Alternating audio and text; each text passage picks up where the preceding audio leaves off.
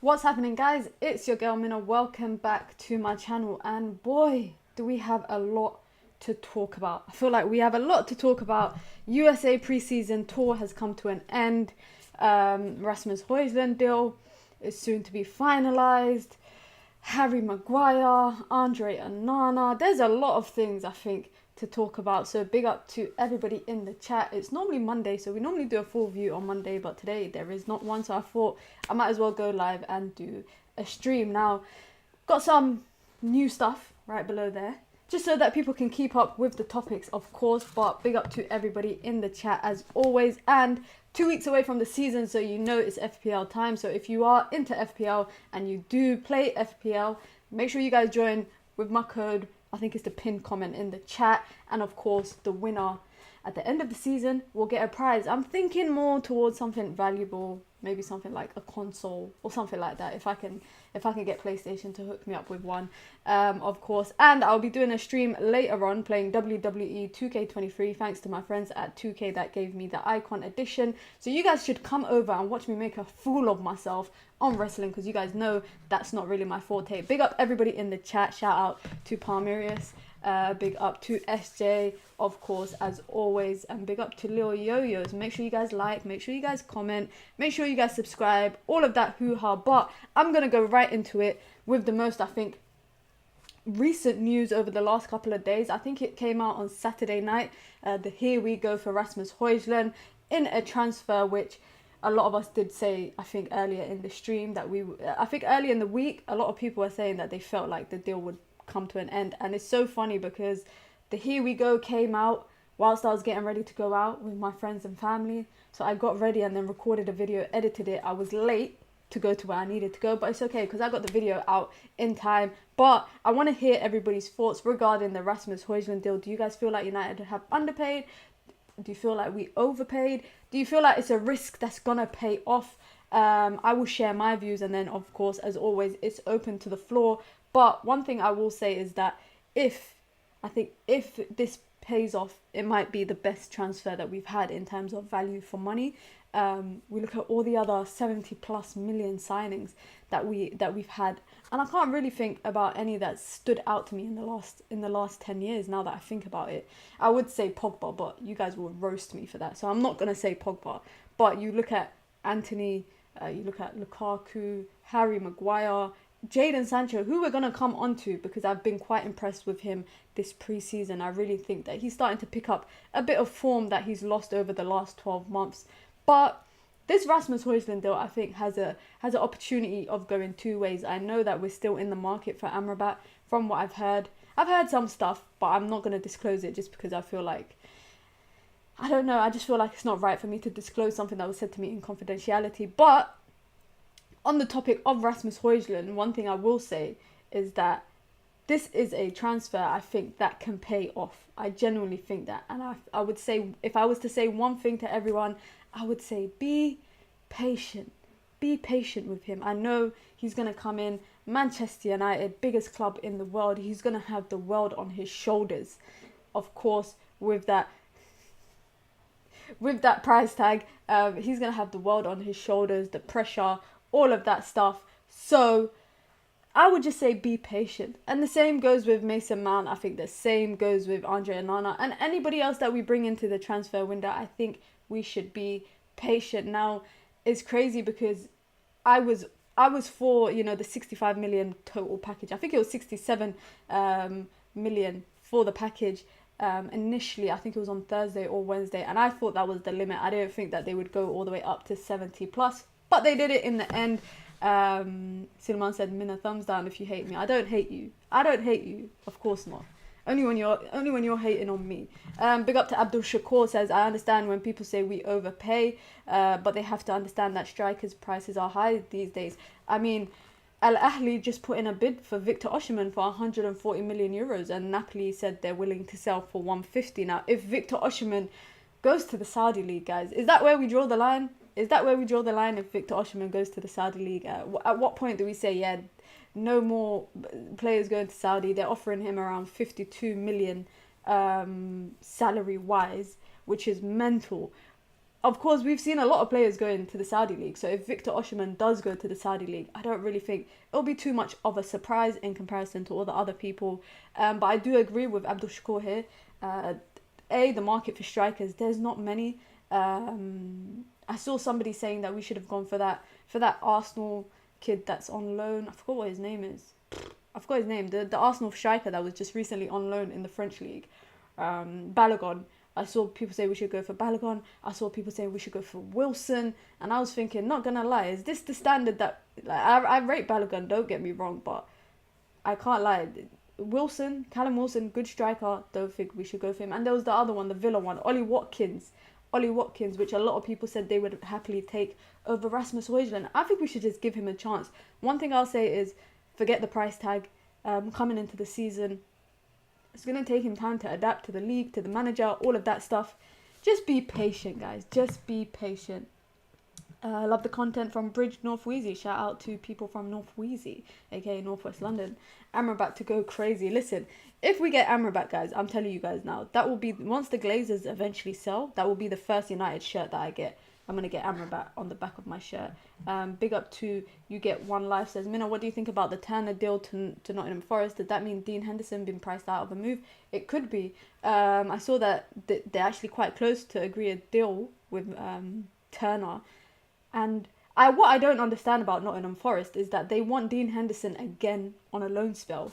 And I think the issue was, from the reports that I read, the issue was that Manchester United want an obligation to buy, I think it was 5 to 10 appearances, and they want obligation to buy after 30 plus appearances. I don't see him making 30 plus appearances for Nottingham Forest in the season. So it's a loophole for them, I think. They're trying to find a loophole, a way of getting Dean Henderson. Oh, rah, did the internet cut me off? SJ says the internet gods disagree with Mina and cut her off.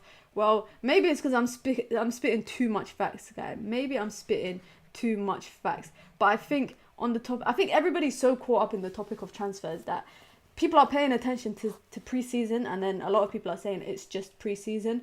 I feel like this US tour has been an interesting one. It's been a lot of rotation as expected. It's been a lot of, Harry Maguire playing, etc, etc. But one thing, guys, that stood out to me yesterday, and I'm going to talk about the Borussia Dortmund game. I'm going to start with the positives. I think Jadon Sancho had a good game. I feel like Donny van de Beek had a good game. I'm really starting to think that it's crazy to watch Aaron Wan-Bissaka and then watching Diogo Dalot, because you do see the difference in attacking. You see there's a large contrast between the way that Wan-Bissaka is offensive and the way that Diogo Dalot is. I don't know who I'm leaning more towards. Obviously, for offensive reasons, I will lean more towards Diogo Dalot. But I think defensively, Aaron Wan-Bissaka is good. But, and this is a but, defensively, we just cannot get our passing structure. And I know it's just pre-season, guys. I know a lot of you guys are going to say it's just pre-season. But I don't know if that is a cause for concern, especially in one thing I noticed the most was that in defensive transitions, it seemed like we just couldn't get it right, and it's making me a bit curious. Obviously, I feel a bit more optimistic with Onana in goal, Lisandro Martinez in the back line. He's very good on the ball. He's very good reading off the ball, all of that kind of stuff. And of course, Rafael Varane. I saw a quote today from Eric Ten Hag talking about Maguire, because I know everyone's going to say let's chat about Maguire and whatnot. That little altercation between Onana and Maguire, I don't think there's anything wrong with it. I think players are allowed to hold each other accountable. It's just funny to me that it took one pre-season game playing with him that Onana managed to just go off on him like that. And it's not just that opportunity. I think it was the first goal that Malen scored. I don't know if you guys have seen it, but Harry Maguire was standing dead still, feet not moving. He's stationary like a fridge. No offense, and I get it's just pre-season, guys, but I feel like there's no sense of urgency. If you're fighting for your position, if that's me personally, if I'm fighting for my position and I know the manager's looking to bench me and people are getting, calls, getting shouts ahead of me, I will use pre-season to show what I got. I would do that. But it seemed like he didn't do that, and And that's one thing that's a bit concerning. Has he tapped out mentally from the team? Is this just him, how he's been playing? And I'm just noticing it more now because I'm, a bit more critical of him. It's really interesting that it took Onana one half of playing with him fully to go off on him. But obviously, I'm going to talk about the pros. Like I said, Jadon Sancho impressed me. Diogo Dalot was a bit impressive. Van der Beek was impressive. I saw today that it looks like his Real Sociedad move is not going to happen. And obviously, Amrabat coming in depends on all the outgoings. Obviously, Fred is linked to Galatasaray. And a move in Saudi Arabia. Scott McTominay, we're not too sure about that. Harry Maguire, apparently West Ham want to come back with another bid. Of course, it better be more than that 20 million they came in with before. Shout out to SJ, says Jacob doing Jacob. Of course, it's Jacob doing Jacob stuff. Shout out to Jacob. The Maggie Cube ain't cubing. Jacob needs to sort it out. He needs to sort it out. And of course, Andre Onana for me, it just shows what we've been missing in the back. Like having a goalkeeper that can ping passes the way that he has been. And I know, again, it's just pre-season, guys, but having a goalkeeper that can ping passes the way that he's been pinging passes, for me, was very, very impressive. Once you have strikers or wingers, etc., making them runs in the back, once you have players that are able to control the ball, bring it down, I really think we might see Onana having an assist or two. I'm going to say now, he's going to have 3 assists in the Premier League next season. That's a bit of a wild shout. But I could see it happening just from the pre-season games that we've had so far. Now, I know United have lost, 3 pre-season games so far in a row. I think the last one we won was against Arsenal. But one thing I would say is that I hope for the last pre-season... I think we've got 2 more pre-season games now left. One at Old Trafford and one in... I can't remember. Somewhere in the UK. I hope we see a stronger lineup just to see what our starting 11 might look like, minus probably Rasmus Højlund and maybe minus Amrabat. Dublin, yeah, the next one. I was about to say Belfast, but it's in Dublin. So the next one is United. We're playing at Old Trafford next Saturday, and then we're playing in Dublin. And then 2 weeks from now, the season finally starts. And I'm excited. I hope, obviously, everyone else is excited. Obviously, it's time for 70-plus football games of Manchester United, all that stress, all that heartache, all the up and down emotions.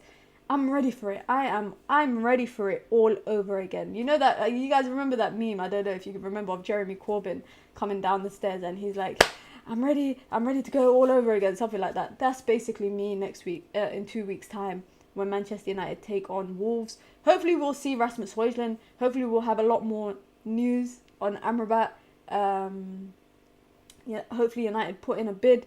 I actually saw that Fiorentina want 30 million. United are willing to bid, I think it was 25 million. Just put 5 million more on it. I know you guys I don't know, man, just cut the Christmas party for Manchester United this year. Just do something. Cut the end of year awards, save that 5 million and just put it on top of that fee for Amrabat. But talking about Amrabat, I want to hear you guys' thoughts on Casemiro, and this is why I feel like United genuinely need an Amrabat. They genuinely need someone. I think one thing that I've seen the most in this preseason is Casemiro's passing. It's a bit shaky, and I don't know if it's because, on the right of him he's got Wan-Bissaka, etc. It's a bit, I don't know. I want to hear everybody else's thoughts regarding that. Big up to Dahe, says, I see the Onana assist incoming. I see it too. I told you guys, 3 assists in the Premier League wouldn't be a wild statement. Big up to Ridwan. He says we need Amrabat too because he's a specialist at long passes alongside the other prevalent traits. Of course, I feel like Amrabat has the ability to pick up the ball from the back line. The ability to pass. Even his ball progression, the strides that he can take whilst running with the ball is really good. And I know that sounds like a weird analysis thing to say, but it's one thing that I noticed the most when I was watching Morocco during the World Cup, and on the few occasions that I watched Fiorentina. Big up to Starlord in the comments, says big up everyone. Big up Starlord. Lil Yo-Yo says, I think Casemiro takes a few games to warm up. He will cook very soon. I mean, we saw that, I think, when he joined, where people were saying McTominay should start over him. No names, but someone I know was saying McTominay should start after Casemiro. He does take a bit of time to warm up, I agree. And I feel like it's pre-season. I don't feel like we should judge players heavily on pre-season if they've had a good season that they've just come off. Obviously, people like Jadon Sancho, they're using this pre-season to really pick up form so that they can hit the ground running when the season starts. I told you guys, I said it at the end of the season, I still have my stocks invested in Jadon Sancho, and that is not going anywhere anytime soon. I said this season, I got one more season with my stocks fully in Jadon Sancho, and it's actually funny because Erik Ten Hag has the same view. I'm not saying me and Erik Ten Hag, we think the same, but Erik Ten Hag also said that from what he's seen Jadon Sancho doing with Borussia Dortmund in the German league, it's not too different to his capabilities that he's been doing in the Premier League. And I think that says a lot. Big up to Dahe, says Rasmus Højlund. Oh, sorry, I've been saying it wrong all this time. Of course, I've been saying Højlund, I think. It's Højlund. So the J is a Y, apparently. I speak Danish. Shout out to everybody from Denmark. Lil Yo says someone who had a CAS agenda. I think they still got one. I think that person, and I know we're probably talking about the same person, I think that person still has a CAS agenda. But, of course, everyone's entitled to their own opinions. Now, guys, we're going to talk about the season because, like I said, it's 2 weeks to go until the season's kick starts. And the reason why I want to bring this up is because we've got 2 games left of preseason, and I feel like we have to start with stronger teams in the preseason to kind of get a feel of what's going to happen in the Premier League once it starts. We know, there's given players that will be starters. Lisandro Martinez, Varane, all of them guys, Mason Mount, probably Bruno Fernandes. But I need to see how this Bruno and Mason midfield is going to work. I need to see how it's going to work with a front line, players behind them, etc., etc. I feel like Mason Mount, out of all the signings that we have, now this is a question to everybody, it's a question to everyone watching. Out of all the signings that we've signed so far, so Mason Mount, Rasmus Højlund, Andre Onana, and if we get Amrabat or anybody else, who do you think has something to prove the most?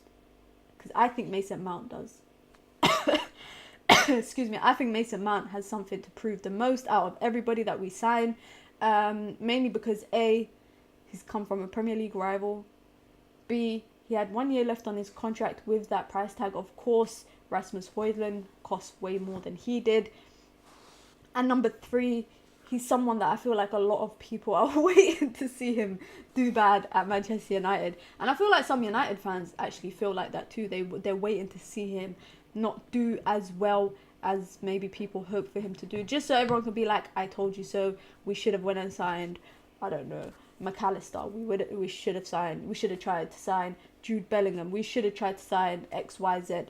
And I feel like a lot of people might have it out for him in that instance. Big up to Jacob, says big up Mina, big up Jason. Hope you're having a great evening wherever you guys are watching in the world. But obviously with the Premier League starting, like I said, only 2 weeks to go. Excited for it, whatever, all that hoo-ha. But I feel like pre-season hasn't been the best one. A lot of rotation, a lot of different, lineups, all of that stuff. And it's pre-season. It's expected, but the last 2 games of pre-season, we need to see a team that will rival up at the beginning of the Premier League, especially. We've got a crazy run of games to start with. We've got Spurs and Arsenal in the first 4 games. We've got Brighton as well. So if there's ever a time for us to pick up some sort of form, I think it could be now. Big up to Lil Yo-Yo, says, I think Højlund, to be honest, a young number 9 who we spent a lot on. I was side-eyeing the signing of Mount, but with Amrabat potentially coming, I'm cool with it. I hear that. Rasmus Højlund, that price tag, like many other players that have come to Manchester United, you already know what that price tag is capable of doing, guys. You lot already know that. And I agree to some extent. It'll be interesting to see if he gets the number 9 shirt. But I feel like when I was talking about the video I made about Rasmus Højlund, I said, this guy's coming to Manchester United with that price tag. He's got the world on his shoulders. And he's still young. So I think it could go 2 ways. But I'm patient enough to wait it out. Big up to Dead and Gone, says, definitely Mason Mount definitely has something to prove. But he deserves a lot of patience because he didn't play much last season and he was injured. Big up to SJ, says Højlund for me too. Shout out to Jason, says Højlund for me. Huge price tag for a 20-year-old. If he does not hit the ground running, he's going to get slated. I think everyone's going to get slated. Guys, that first goal Andre Onana scores, concedes, it's going to be on social media on a loop. The first howler that he has, you know, the first reckless thing that he does when he comes out with the ball and gets, I don't know, chipped from like 40, 50 yards out. Everybody's just waiting, whether it's Mason Mount, Andre Onana, and I can't lie, some rival teams, I'm waiting for their players to make mistakes too. I'm waiting too, just so that I can get onto them. Sorry, excuse me.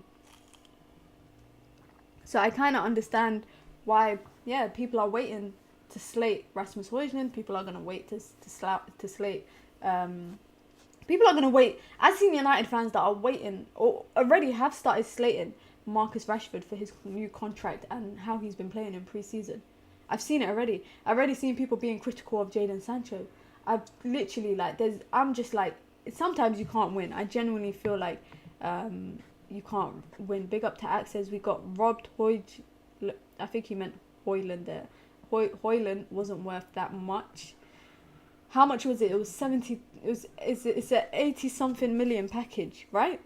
And one thing, guys, can I just say, talking about packages and price tags, all of that kind of stuff, I absolutely hate the fact that Manchester United's transfers are always reported in euros. It's always reported in euros, and it makes it just sound a lot more than what it was. Like, I saw a breakdown in GBP of base fees for Andre Onana, Højlund, and for Mason Mount, and in total I think it was like 160, 150. Guys, we spent that on 2 players last season. We've spent how much Lukaku and Pogba combined cost that. Literally, they cost that. So it'll be interesting to see, but I just want to double check. I want to double check exactly what the price tag is, and you know, I only get my news from the one and only David Ornstein, because if you lot remember from the last stream, me and David, we're homies. Me and David Ornstein, we are homies. But obviously I want to talk about Axel Disasi as well, because I was shocked about that news yesterday. I actually don't think David Ornstein actually said the amount. I think he said it was around 80. It was an 85 million package. 75 million fixed fee plus 10 million in add-ons, which to me I think was a lot more than what we actually initially bidded a few days before that. And it's funny because Atalanta are so cheeky. They wanted 90 million and they got they basically got 85 million total in the end. Big up to Ridwan for actually putting the breakdown in the comments. Full breakdown of Rasmus Højlund fee, 60 million guaranteed, which is not bad, guys. If you put it in GBP, it's not the worst thing, but when you put it in euros and also it includes the entire package, then it sounds kind of wild when you say 85 million. That's a lot. People don't realize the GBP to euro conversion is a bit of a madness right now. You know, the GBP ain't doing that great. But 60 million guaranteed fee, 4.3 million in achievable add-ons, and then 8.6 million in difficult add-ons, goals, trophies, etc. You see, that doesn't sound bad when you put it into perspective, and that's why I say perspective is very important, because you know, when people, and I feel like a lot of mainstream media do this when they're talking about transfers, especially United. I saw a table that had it was on Sky Sports. I saw the table of transfer fees for Manchester United over like the last, since Ten Hag has come in basically as manager, and it was reporting the entire packages.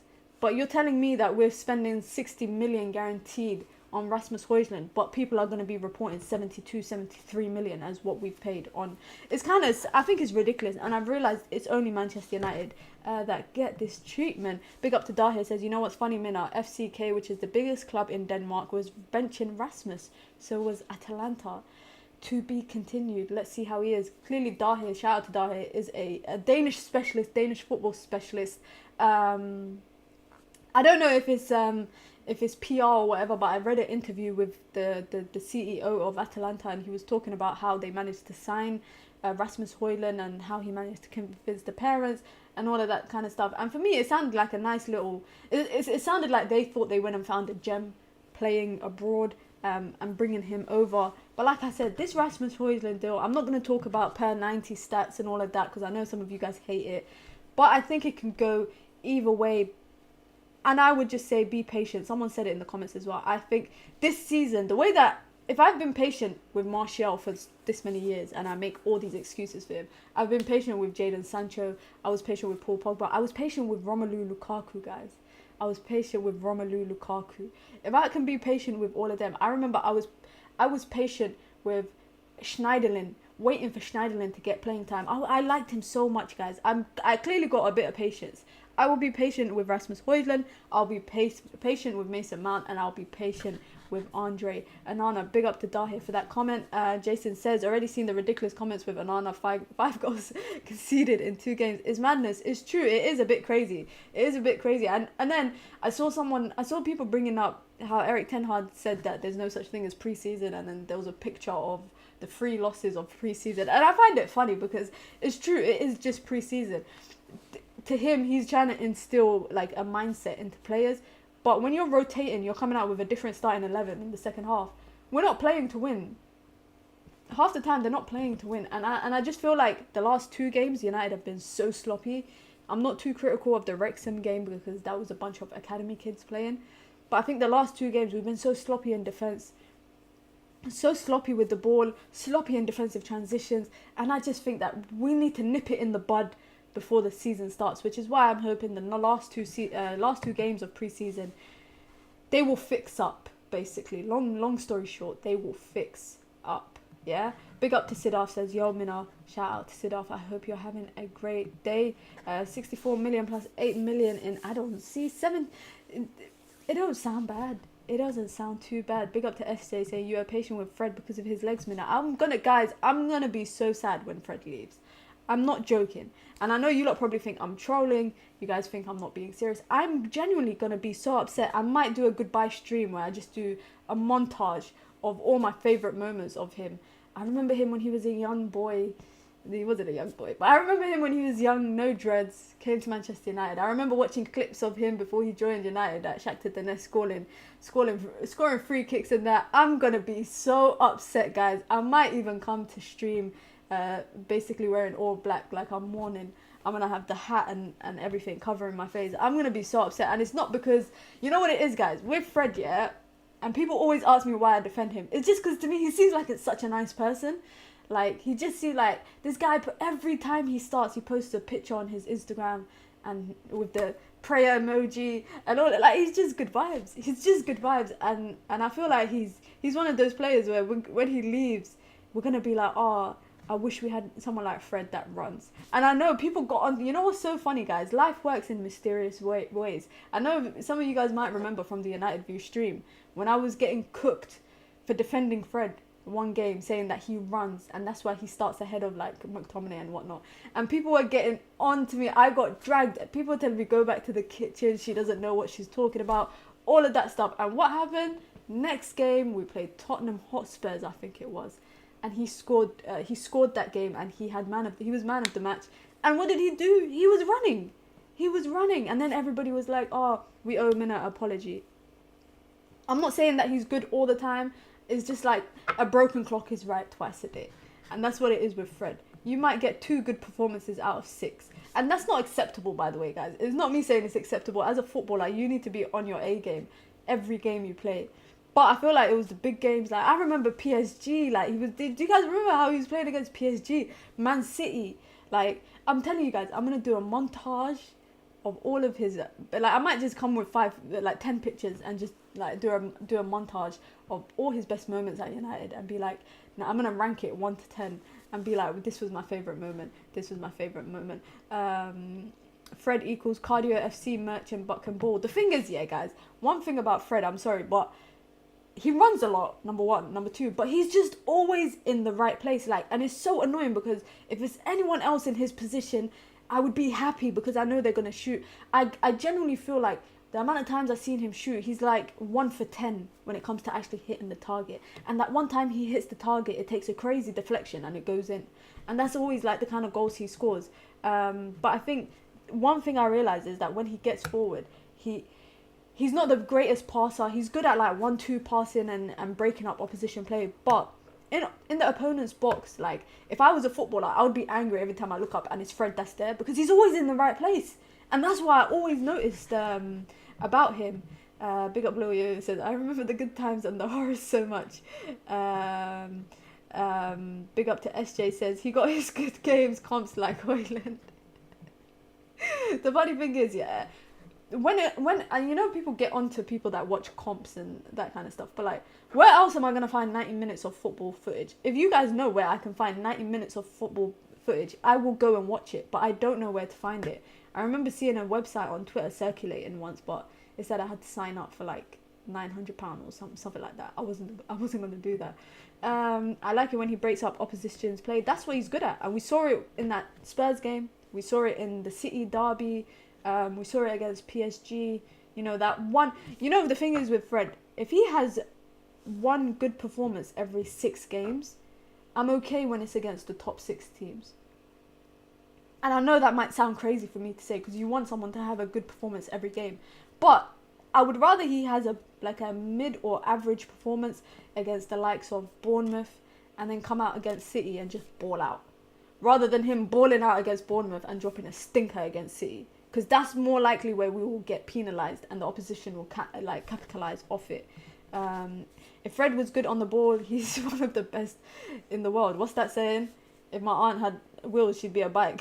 Something like that. But it's true. If Fred was good on the ball, he'd be really good. And that's one of his biggest flaws. If only he could kick. If only he could pass the ball. If only he could like switch the passages of play easily as well. Big up to Jason says, just seen an even funnier 1 minute. Anana is the first goalkeeper in history to concede a bicycle kick on his debut. They just make up stuff when it comes to United. Like, guys, when Anana concedes, yeah, if he concedes a hat trick, I guarantee you it's going to be like, Andre Onana is the first goalkeeper of African heritage to concede a hat trick at Old Trafford.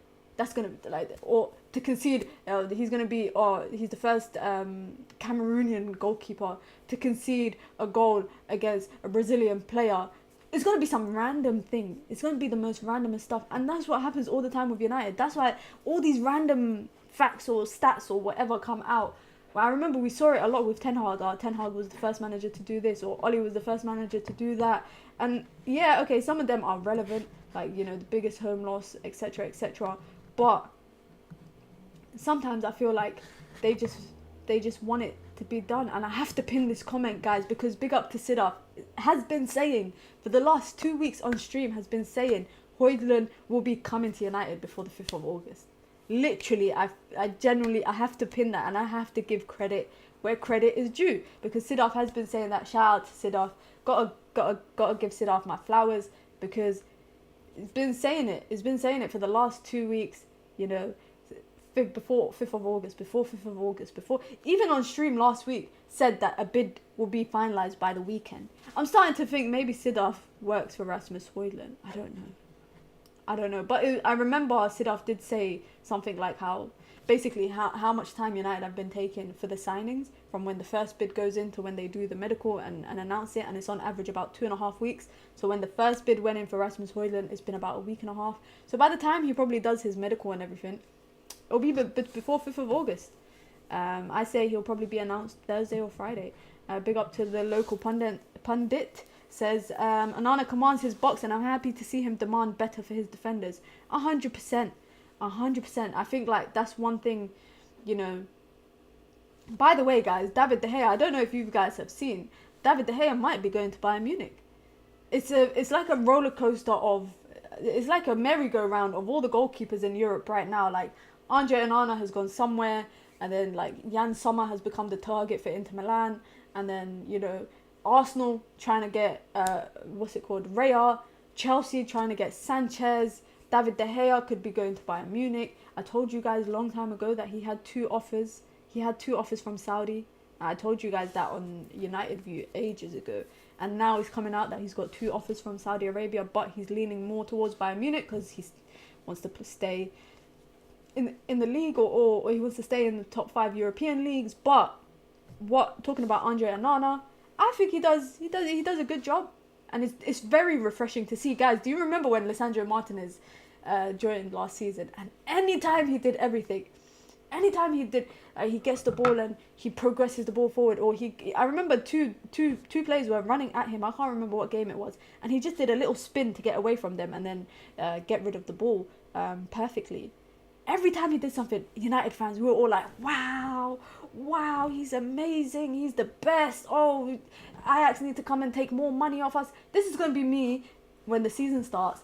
Everything Andre Onana does, I'm just going to be like, wow. I'm going to have my hands on my head like this. I'm just going to be like, wow, he's so amazing. When he's pinging passes over the top, Marcus Rashford's going to feast. I know someone said it in the comments earlier. Marcus Rashford's going to feast on those long balls if he can get in behind accurately. We'll be able to play out of a press because we can go back to our keeper. And we've basically got an 11th player in attack. Big up to Marcel, man. He's been calling it for the longest, saying that we need this. And now that I've seen how we can play with this goalkeeper, got to say shout out to Marcel. And you know what, guys? You know what? The first stream that I'm on with him at the beginning of the season in the coming weeks, I'm going to apologise. I don't know if you guys remember, but I said to him one day, when everyone was apologising after the West Ham game, David De Gea's howler, everyone was apologising to him, and I said to him, I'm not going to apologise because I don't apologise to people. I'm going to apologise to him. So make sure you guys hold me accountable the next time I'm on a stream with him. Because now that I've seen what we're able to do with Andre Onana, it blows me away. It blows my mind. The local pundit says, keeps and strikers on the move. Window is looking a bit interesting. It's looking very interested. Big up to Lil Yo, says David better go and collect the Saudi bag. Honestly, guys, let me ask you a lot of questions. It's off topic, but how much do you think you could get paid to go play football in Saudi Arabia? Bear in mind, professional footballers are getting this much. I think I would accept a light 500k to go play football in Saudi. If 500k for a year, I would accept that. Women's football just about make up maybe a bit more than that. But I would gladly accept. Give me 500k, I can kick ball 60. I can give you like 60, 70 minutes of good football. And I know they got a women's league in Saudi, but I wish. Oh man, the way I'm seeing money flying left, right, and centre, and obviously professional footballers going for this crazy price. Cristiano Ronaldo makes up like 80% of Al Nassr's current wages, but I think 500k plus bonuses, and I could ball out in Saudi. They got their women's league over there, which a few of the players in that league actually play for like the Morocco national team and whatnot at the Women's World Cup this year. But 500k, guys, I could ball out. I could ball out at my best. At my best. Big up to Sidaf, says, thank you, Mina. Now Amrabat before 19th of August. Amrabat's going to happen. I know that for sure. And I can say that for sure. Like I said, go rewind early in the stream. It's happening. It's just a matter of time, and also it's a matter of valuation. From what I've heard, should I say what I heard about salaries? I heard they've agreed like 85k. I can't say how. My source is like, I would say 99% accurate. But the reason why I don't tweet about this stuff, guys, and I just say it on stream, is just because I don't want to be accused of being a liar. But I've been told 85k has been agreed. I don't know what the number of years are, but around 85k is the base salary. And if you guys don't believe me, his consulting agency, follow me on Twitter, the agency that he's signed to. Big up to Lil Yo-Yo, says, big up to SJ, says, Marcel is right pretty often like Ricky, but I'll wait to watch Onana play Premier League teams first, see if it works. Valid. Big up Lil Yo-Yo, says, yes, Mina, about time you apologise to Marcel. For that, I'm not going to apologise. I shouldn't. Big up to Jaden, says 5p. Are you saying 5p an hour will get you to go play in Saudi? You're better off just getting a job in whatever country you live in. You're better off just getting a job there. I'm saying 500k. That's me being very optimistic. Maybe like 200k a year I will take. Tax free, just to kick ball. I can do that. I could do that. Big up to Jason, says, Mina, don't give Marcel any props. He doesn't believe in time, but thought it was time to get rid of David De Gea. Guys, should I tell you guys the funniest story? Talking about Marcel and time. So we were in the studio one day. We were recording the Red Room, and of course Marcel's always late for recording. Like, if we're recording at 4 p.m., we have to tell him we're recording at 3 p.m. because he'll come at 4 p.m. Marcel was late, whatever. Josh had a go at him. I had a go at him. Said, listen, man, come on, stop doing this. We were waiting around for a long time for him. Anyways, long story short, we recorded the episode, everything. Then at the end of the stream, we got into the whole conversation of time. And then Josh said to him, well, if you don't believe in time, how do you know what time it is to go and meet people when you make plans? He was like, well, I just wake up and I go about my day, and then when I feel like it's the time for me to go and meet said person, I go meet that person. So I said, what about when you go to matches? Because you go to matches with Flex and whatnot. How, like, if Flex tells you meet me at this time, you can't just turn up whatever time you want because Flex will leave you. And he was like, yeah, I wake up in the morning. I said, how do you wake up in the morning? Like, what's the time that you wake up? He was like, I'm a morning person, so I wake up like in the morning. And I was like, but what's the morning? So he's an early riser, and apparently time stops kicking in for him in the afternoon. That's when he loses track of everything and he just goes with the wind. And I just genuinely couldn't believe it, which is why he said to me that he's always late for stream.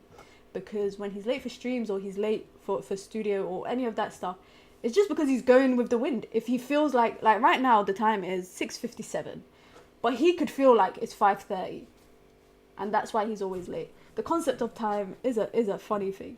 5p and rubbing shoulders with Sias. Oh yeah, I can't lie. Playing in the Saudi league, I'm telling you guys, give me 200k and indefinite leave to remain in Saudi so I can stay there even if I retire. Light work. I will absolutely be there. Mina might become tier 1.95. Guys, don't worry. I'm going to come back to this stream. I'm going to revisit it when Amrabat comes and we can dissect everything. Mike is on crack. Guys, big up to Mike in the comments as always. He's on crack. He just said a light 3.2 million per week. But I'm here humbly saying I'll take 200k for the year. Mike is saying he'll take 3.2 million per week. Bear in mind, Victor Osimhen just got offered a 1 million a week deal from Saudi. Big up to Sidar says, after Amrabat, I think we need a centre-back. Varane and Martinez needs competition.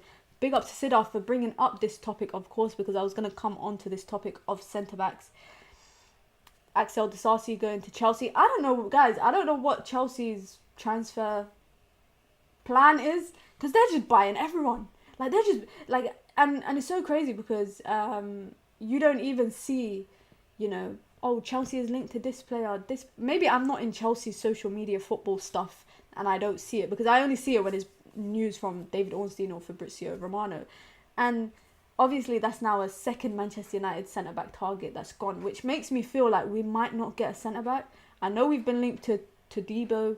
I just feel like we might not get a centre-back after this. Although we need it, and I agree with Sidorf, I feel like not just Varane and Martinez needing competition. I just think we need depth in our rotation and we need quality in our depth. You know, we've got Lindelof, and then we've got Luke Shaw as a makeshift centre-back, and then of course Harry Maguire, who's fifth in the pecking order, and I actually expect him to leave by the end of the transfer window. I will be so shocked come transfer deadline day, guys, if he's still a Manchester United player. I genuinely will think that. And I think if West Ham put in that bid of like 35 million, I think that would get it done. And I know obviously a lot of people want to see him go.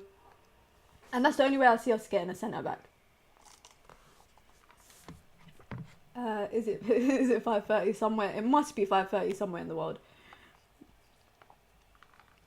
And he also did say that every time, like, if he says, oh, if he's late by an hour, he'll be like, oh, it's 5 p.m. somewhere. And I'm like, okay, fine.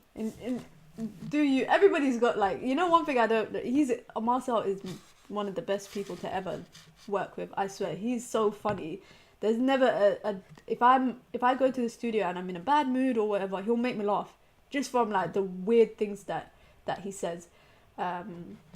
So big up to him. Chelsea is buying everyone who moves. Honestly, be careful, because if you breathe, Chelsea might just come and buy you. I don't know what their transfer plan is. They just seem to, like I said, they seem to be going out and just buying everyone out there. So big up to them. Chelsea, too many man. There's way too many man at Chelsea, honestly. And obviously they're offloading a lot of people as well in the process. Although it's for peanuts. It's crazy that Hakeem Ziyech is still there. Obviously, his medical fell through when he was meant to go to Saudi. They got rid of Koulibaly. Can we talk about Koulibaly, guys? Because there was a time that I wanted him at United. You know, the summer that we were linked to Harry Maguire, and he was in crazy form at Napoli.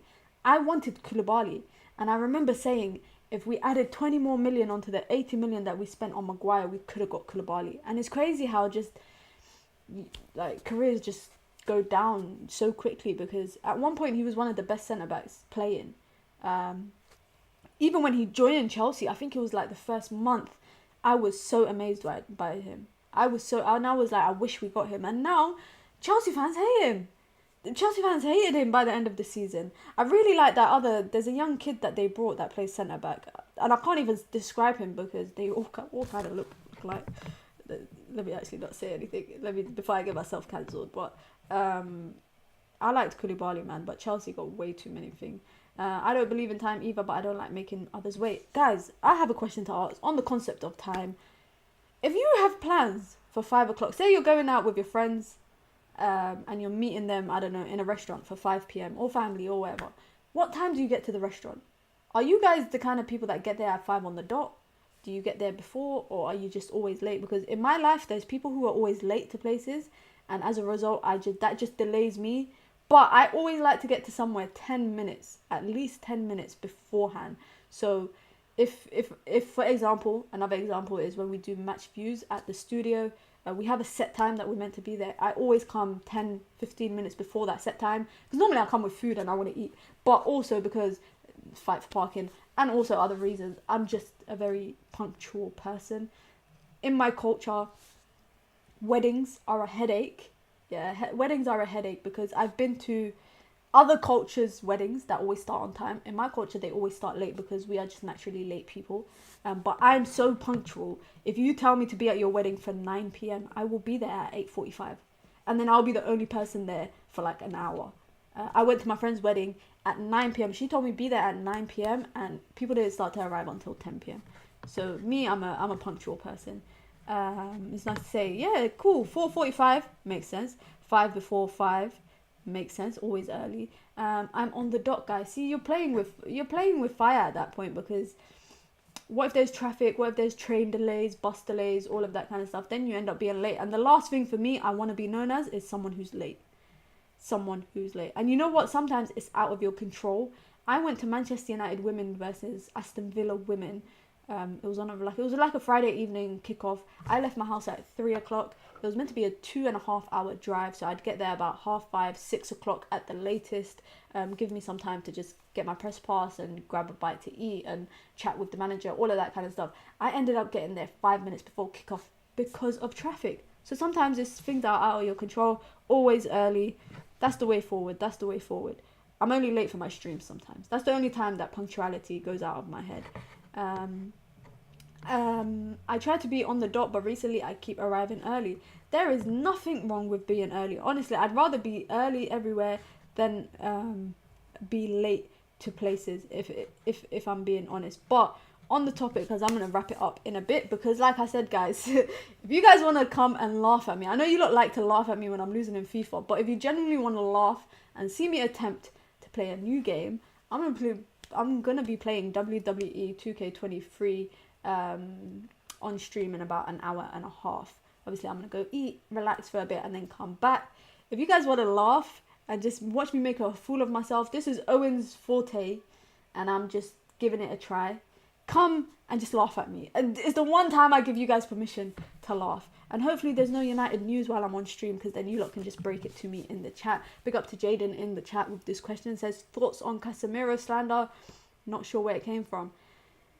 I don't know. Like, with United fans, it seems like it's like 1 minute a player's loved, next minute players hated. Like Bruno Fernandes, example. Marcus Rashford, example. 1 minute they love you, next minute they hate you. And I don't know what it is. I genuinely don't know what it is. I think the Casemiro slander, from even when we brought him, it was there. The Casemiro slander was there. Game 1 he played. People were saying, oh, McTominay should start over him. He's in better form.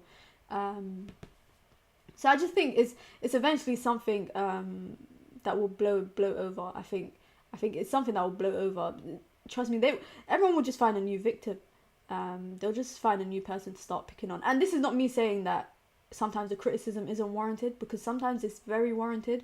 But one thing that I've realized is that, like, there's not a lot of leeway for players when it comes to errors and whatnot when you're at United, and that's because of the standard of United. It's like saying at Real Madrid there's no leeway for players making errors. I've seen Tchouaméni getting hooked half time during games.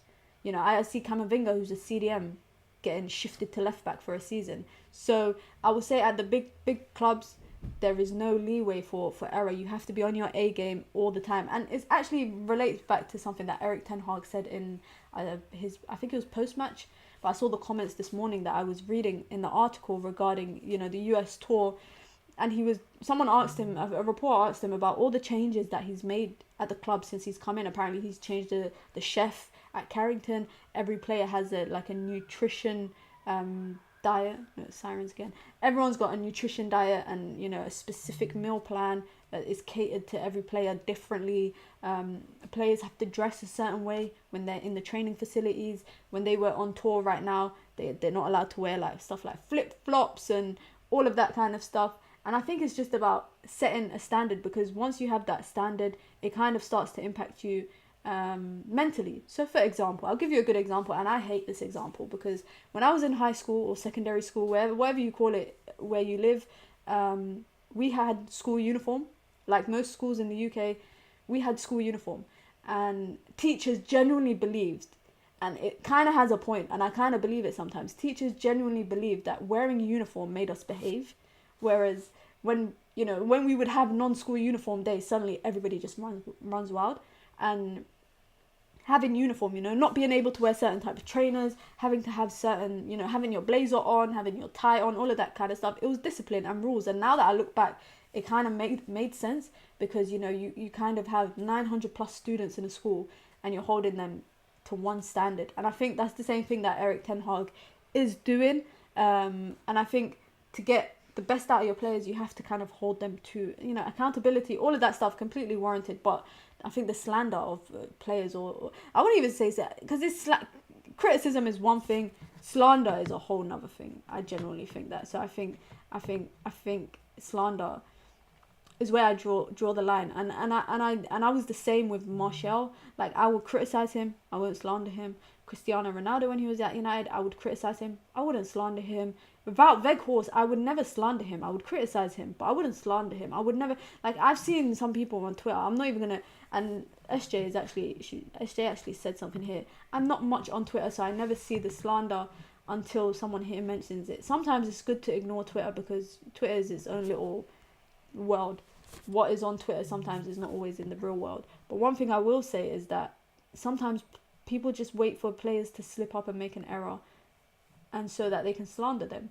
Whereas I, or many other people, will just criticize a player. You know, they did this wrong, or they did this wrong, they should have done this, X, Y, Z. But, you know, when you're saying, oh, this person is shit, they need to get the F out of my club, blah, blah, blah, blah, blah, they're not fit enough to wear the shirt. You can have your opinions, but then when you start slandering them, I think that's toxic. And that's when the toxicity kind of comes into play. I think Chelsea might steal Amrabat. They don't need another midfielder.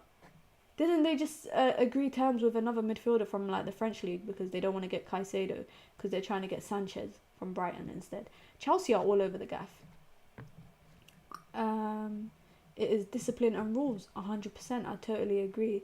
Now, we were naughty with uniform on. Schools have become so strict now. We would find ways to wear the uniform differently. I thought I was so cool in school. I watched the episode of The Fresh Prince of Bel-Air where Will Smith used to wear his blazer inside out, and his blazer looked cool inside out. So me and my friends, like, we tried to do that in school. It looked horrible. I used to get in trouble every day. I did it for like a week, and every lesson I would walk into, I would get in trouble and be like, can you put your blazer on properly? And it got to a point when I used to wear my tie so short as well. Like, I miss high school. If I ever show you guys pictures, should I show you guys a picture of high school, of how my uniform used to look? I think that might give away where I live, so maybe I shouldn't do that. But my school uniform, I really thought I was cool wearing, like, I used to wear a backpack and inside out blazer and then a low school tie. It was actually funny. Inside out blazer. I don't know who I thought I was. Bear in mind, I went to high school like a long time ago. I went to high school quite not a long time ago, but some time ago. And we didn't have blazers until I got towards the end of high school when our school changed into like an academy and they brought it. Before that, we used to have like hoodies. That might just give away the school that I went to. But we used to have hoodies for like 3 years of my high school. We had hoodies and then we changed to blazers. But back to the topic of football. Apparently another Prem club bid for Højlund about 5 days ago, but he turned them down. I wonder who it is. Because I'm thinking, who needs a striker?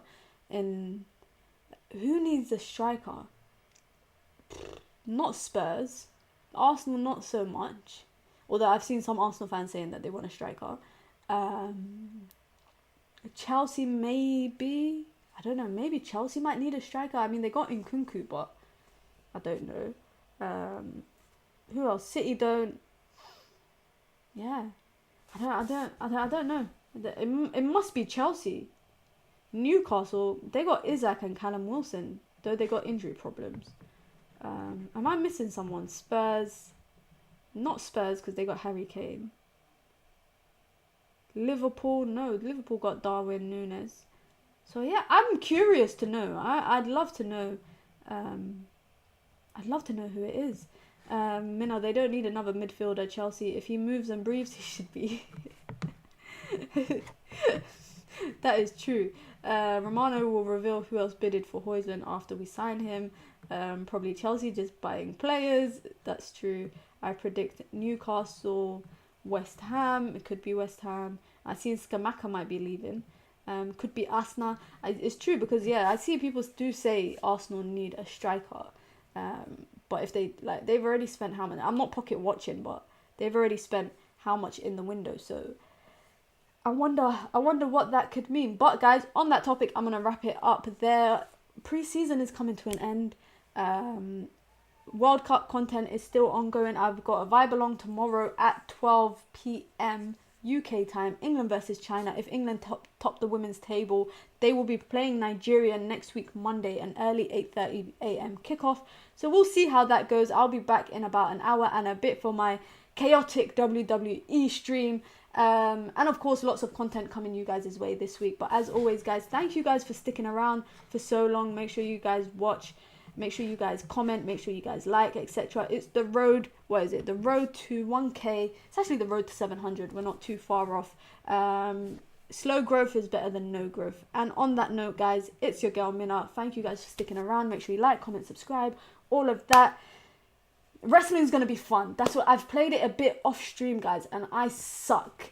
I've gotten beaten up. I literally get knocked out every single time to a point where my character. And you know what, guys? I picked the most highest rated players, and I'm still getting beat up. Maybe I'm doing something wrong, but we will find out in an hour and a bit. But until next time, guys. Until 8:30 p.m., guys. It's your girl Mina. Peace.